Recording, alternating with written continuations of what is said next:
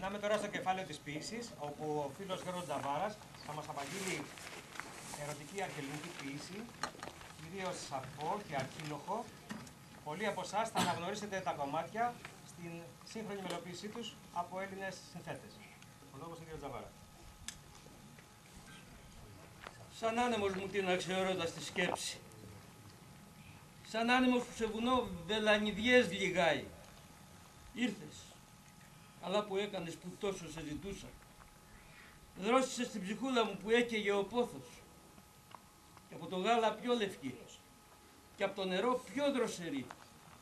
Και από το πέπλο το λεπτό πιο απαλή. Και από το ρόδο πιο αγνή.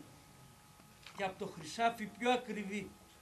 Και από τη λύρα πιο γλυκιά, πιο μουσική. Πάει καιρός που σε αγάπησα, Ατθίδα.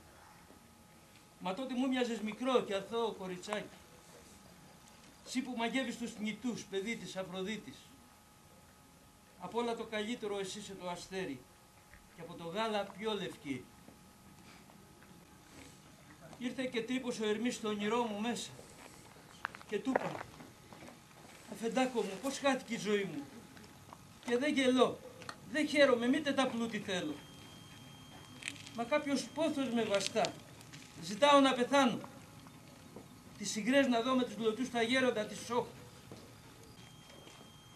Εγώ τόσα της έλεγα και την Παρθένα πήρα. Την πλάγιασα σιγά σιγά στα χόρτα τα ανθισμένα. Τύλιξα το γυμνό κορμί στη μαλακή μου χλένη.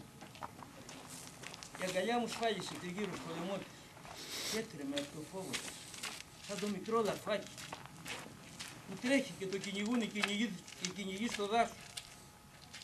Η πεθυμιά του έρωτα σφίγγοντας την καρδιά, σαν σύννεφο πελώριο μου τύλιξε τα μάτια. Μου έκλεψαν από τα στήθια μου την πιο γλυκιά πνοή.